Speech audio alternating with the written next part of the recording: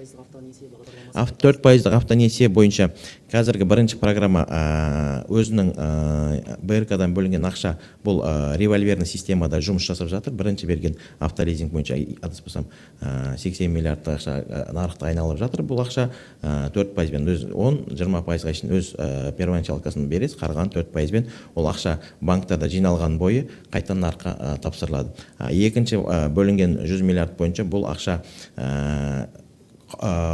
автобустарға қайта қаралып, бұл бағдарлама және көпшілікті таситын автобустарға лизингке бұрылды, және сол автобустың автопаркты жаңалауға және бұл бағдарлама бойынша 2000 жуық жаңа экологияға кез келетін автобустар жаңарылды. Автобусқа бұрылды.